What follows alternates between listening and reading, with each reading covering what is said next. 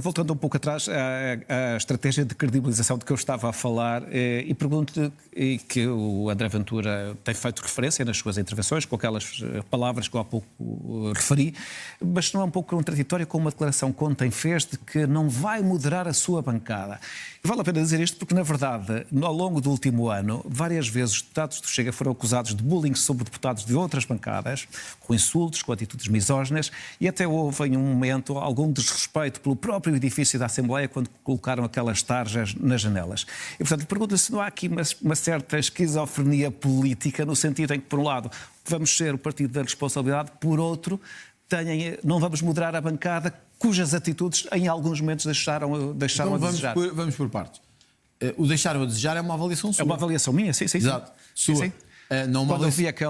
Quando eu vi um deputado do Chega fazer uma referência a uma deputada cega do Partido Socialista que só fazia, é uma avaliação, só utilizava, ou quando colocam tarjas no Parlamento. Então pronto, mas vamos a isso. Deixa-me só dizer isto. É uma avaliação sua que não é dos portugueses. Senão não tinham forçado. Eu sou português. Bom, mas senão não tinham forçado a votação do Chega. Não é? Se não tinham forçado a votação do Chega. Se achassem que foi desvalorizada. Se achasse, não é desvalorizada. Desculpe lá, Vítor. Desvalorizada é a conversa do regime. Mas o André Ventura valoriza este tipo de atitudes. Os portugueses, quando foram. Já lá vamos. Os portugueses, quando foram votar, souberam como é que fizemos a oposição. Ninguém foi ao engano. Sim, 1.400.000. Não é 1.400.000. Passámos 18 para 23%. Sim. Foi o partido que mais número de votos ganhou. Portanto, é a sua opinião. Tenho direito à minha opinião. Tenho direito a dar. Se a deve dar aqui ou não, eu também vou reservá-la para hoje, porque já tivemos as nossas conversas sobre isso. Acho que não havia dado num programa como este, aliás, quando me está a entrevistar.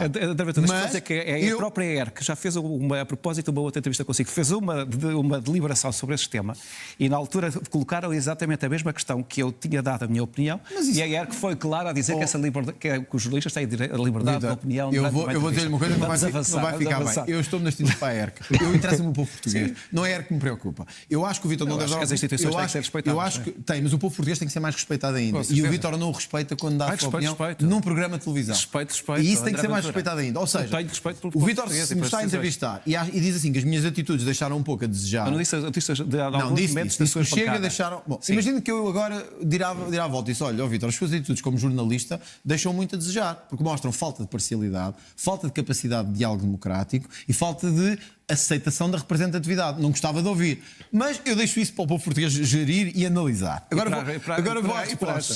Para os seus apoiantes no Twitter. Não é no Twitter, nem no TikTok. É verdade. A RTP é o canal de todos nós. Portanto, o Vítor, quando está aqui e dá a sua opinião sobre como é que eu geri ou como é que o partido geriu, não está a fazer um bom serviço à democracia. Não, eu estou a dar a minha opinião para solicitar a sua. E agora vou-lhe dizer, o povo português, aliás, deu a resposta no dia 18. Que é, o Chega fez uma boa oposição. Por isso é que passou a líder da oposição. O Vítor diz, não respeitaram as instituições, puseram tarjas no Parlamento. Pusemos quando os políticos quiseram aumentar a si próprios os seus salários, quando os outros portugueses, a generalidade dos portugueses, vive com maus salários e más pensões. Pusemos. Voltava a pôr hoje, aqui, se tivesse que dar a indicação agora, voltava a fazer. E o Vítor dirá, é uma má atitude. É a sua opinião.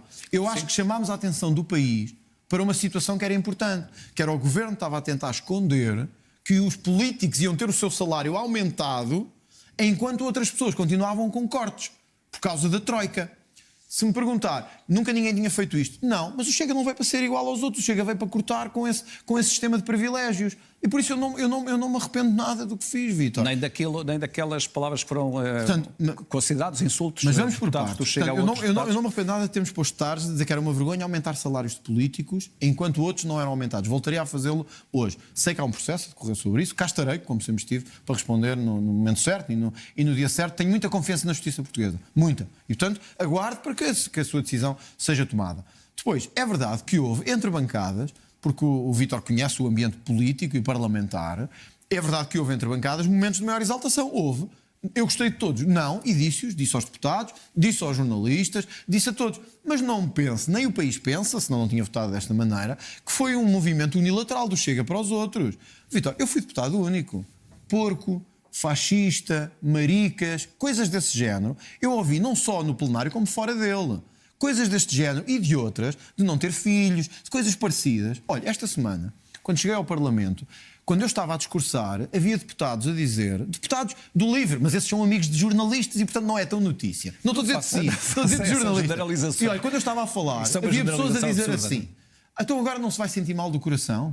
Então agora não se vai sentir mal outra vez do esófago? Isto foi-me dito a mim enquanto estava a discursar, com dezenas de testemunhas à volta. Se fosse o Chega a fazer isto a outros, era cultura de agressividade, cultura de toxicidade, como é a esquerda, ou a pseudo-direita liberal, contra o Chega, está tudo bem. Portanto, eu tenho muita confiança também no povo português. Eu sei que eles acompanham, sabem. E esta tentativa da bolha mediática de achincalhar, de humilhar, de diminuir o Chega não funcionou. E não funcionou porque as pessoas sabem isso. Nós tivemos os nossos momentos que não foram os mais felizes, isso é uma verdade. Nós tivemos momentos, e eu próprio, em que não tive a melhor atitude. Sou humano, às vezes erro. Já errei olha, até já com jornalistas errei. Também já pedi desculpa, porque acho que é assim que se deve fazer em política. Já o fiz com jornalistas também. E é assim que eu faço a minha vida. Agora, não me venham dizer as atitudes do Chega no Parlamento. Porque nós somos visados todos os dias com os mais baixos ataques. Nós, as nossas deputadas, os nossos deputados, recebem os ataques mais baixos sem que isso seja notícia. Por isso eu estou muito tranquilo no caminho que estamos a fazer. Não, eu acho que ela é passível de ser atacada por poderes políticos de má fé. E já vimos isso com José Sócrates e com o Procurador-Geral da República quando foi o caso de José Sócrates. Já vimos isso quando foi os casos... Aliás, o caso Casa Pia é um evidente disso. Quando ouvimos escutas de António Costa a falar com Ferro Rodrigues, a dizer que se vai encontrar amanhã com o tal do Ministério Público ou com o juiz tal, que está com o Presidente da República. É a podridão do regime. A podridão absoluta em que alguém tenta proteger, naquele caso era Paulo Pedroso, aliás, comentador nesta casa, acho errado, mas é uma decisão que a RTP tem que assume, para proteger Paulo Pedroso, numa conversa absolutamente que eu acho que qualquer polícia, magistrado ou juiz deve escandalizar, mas vemos, o que é que vemos aí? Não a interferência, mas a tentativa de políticos que sabem que é fácil ou passível de interferir no curso da justiça. Portanto, nós temos que garantir que os cargos da justiça são despolitizados, isso é importante. Garantir também que a justiça é blindada. Eu não defendo nenhum governo de juízes, nem nenhum governo de magistrados. Eu acho que a justiça tem que ser escrutinada democraticamente, como todos os poderes. Mas tem que ter a capacidade de, quando tem que agir, não estar a pensar se é do Chega, se é do PS, se é do PSD, se é do PCP. Tem que agir. E isso é uma mudança de regime. A outra tem que ver com a própria forma de regime, se me permitir só. Sim. Antes de ir à frente, André Ventura, não se esqueça do que vai dizer. Só para dizer que em relação a Paulo Pedroso, na verdade, ele esteve detido, mas depois não houve nenhuma acusação sobre ele. E mais, o Estado português foi obrigado a fazer uma indemnização porque, exatamente por uma tem toda a razão. Tem razão quanto a esses factos. São os factos que são relevantes, não é? Porém, vamos lá ver.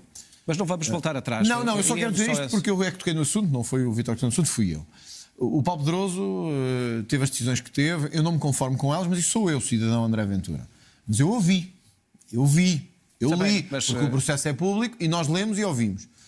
E eu sei, e todos lemos, o que aconteceu. E é mais do que aquilo que as testemunhas eventualmente possam dizer. Mas eu não queria falar... Deixa-me só dizer, o Lula da Silva também foi tirado da prisão. E não é por isso que não é corrupto. Não é por isso, desculpe lá, com toda a franqueza.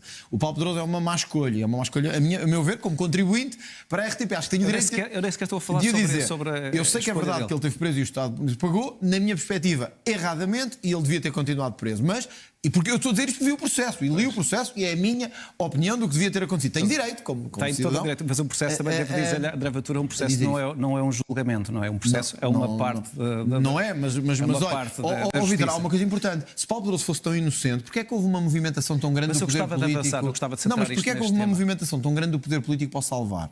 Porque é que Ferro Rodrigues, António Costa e outros estavam tão preocupados em salvá-lo? Se consideravam que ele era inocente, que estavam por... Bom, mas então deixavam a justiça funcionar. Eu quando considero que a justiça funcionou sobre esse caso. Mas, Vítor, eu quando considero que sou inocente... olha, agora neste caso, sobre os ciganos e sobre tudo o que se passa com a questão dos ciganos, eu não vou tentar interferir no procurador, não vou tentar escolher o procurador, ou condicionar o juiz, ou tentar controlar a polícia. Eu deixo que a justiça siga o seu curso e sei ou sinto que vou ser inocente. Com Paulo Pedroso foi tudo o contrário. Sim, mas portanto, eu acho errado. Vamos avançar. Malta, partilhem a live e metam like na live. Subscrevam. É verdade. Mas olha, se calhar vamos avançar. Só para terminar, um dia se calhar vamos indemnizar o José Sócrates. E eu não vou concordar com isso. Não é por ele. Porque eu li e ouvi também. E ouvi a Casa da Mãe, a Casa de Paris e a Casa... Eu ouvi, eu não sou parvo. Nós também não somos, os portugueses também não são. Temos que acabar com esta história do formalismo. Quer dizer, há pessoas que são bandidos, ponto. Nós ouvimos e vemos. Quando eu ouço alguém dizer que vai transferir para aqui, comprar aqui, pôr ali, para mim tem um nome. André Ventura, eu não queria insistir nisto, Agora, mas só um ponto. Não podemos ser nós, e o André Ventura é um homem do direito, não podem ser os cidadãos, porque houve uma coisa aqui, houve outra ali, que vão dizer este homem é bandido ou não é bandido. Vítor, isso também não é justiça. Vítor, desculpa lá, eu não é uma coisa aqui, uma coisa ali. Eu estou a dizer disputas que foram tornadas públicas. Quando eu vejo o José Sócrates a comprar casas em Paris, quando era primeiro-ministro, ou pagar ao Pinho não sei quantos milhares de euros para a conta, ou o José Sócrates a comprar casas no centro de Paris. Mas o caso vai ser julgado, vai começar a ser julgado. julgado. Eu acredito sim, o que eu estou a dizer é, mesmo que um dia o José Sócrates, o que eu estou a dizer, porque eu vou assumir as minhas palavras, mesmo que um dia o José Sócrates, por prescrição ou por outra coisa qualquer, não venha a ser julgado e até tínhamos que lhe pagar uma indenização, eu vou cobrir a cara de vergonha. E para mim o José Sócrates já continua a ser um bandido. Desculpe lá, eu sei que nós não estamos habituados a esta linguagem na política portuguesa, mas é mesmo assim, porque eu ouvi, é como o Lula da Silva e outros. Eu ouvi, eu sei de que é que estamos a falar. Não é por um formalismo que deixam de ser. Agora compreendo o que diz. Sim. Temos que seguir. Só para concluir, eu não queria dizer... Depois, a determinada altura na entrevista, eu fiquei surpreendido porque perdemos para aí quase 5 a 10 minutos a falar do caso Casa Pia. E eu achei interessante porquê? Porque neste momento, eu vou só aproximar aqui um bocadinho o microfone, desculpem lá, só para ajeitar isto, exato. E eu achei interessante porquê? Porque o Chega hoje em dia é um partido pelo qual está muito conectado às questões de controle migratório, como a maior parte dos partidos da família europeia do Chega. Acontece que nos dias de hoje o Chega é um pouco diferente, ou a gênese filosófica, politicamente falando, do Chega é um pouco dispara daquilo que era em 2019. Se me perguntarem, em 2019 o Chega também tinha bandeiras de imigração? Tinha, mas em 2019 as questões de imigração em Portugal não eram nem de perto nem de longe tão mediáticas como são hoje, nem o problema estava tão espalhado em termos de dimensão. E, portanto, o Chega nasce como um propósito de anti-establishment, não propriamente como um partido anti-imigração desregulada.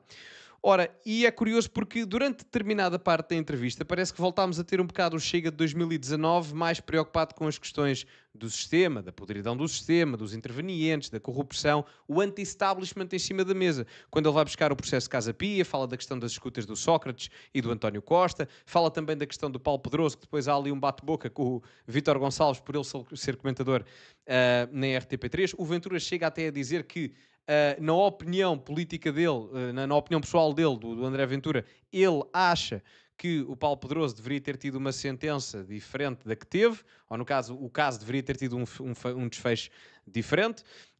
E depois menciona também que ainda vamos acabar a indemnizar o Sócrates. Ou seja, toda esta questão, esta narrativa do establishment, do Bloco Central, da corrupção, da podridão do sistema, voltou a ser o tópico principal da conversa.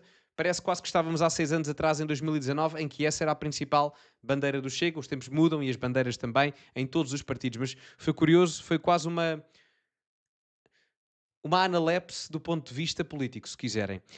Só a dar um pormenor aqui. Na questão da indemnização do Sócrates, eu quero que as pessoas percebam uma coisa. O Ventura não está a exagerar aí. É bem possível que nós, os contribuintes portugueses e o Estado português por subsequência, acabem a indemnizar o José Sócrates. Isso é bem possível, até porque alguns dos crimes pelos quais ele já foi e vai ser julgado podem prescrever. Portanto, isso pode acontecer. O Sócrates, vamos imaginar, alegadamente, que o Sócrates roubou alguma coisa ou desviou dinheiro, alegadamente. Se porventura o tempo do crime passar para prescrever, ele pode ter roubado o dinheiro alegadamente e ainda receber dinheiro da acusação alegadamente injusta que lhe deram por parte dos tribunais. Isso pode acontecer, alegadamente.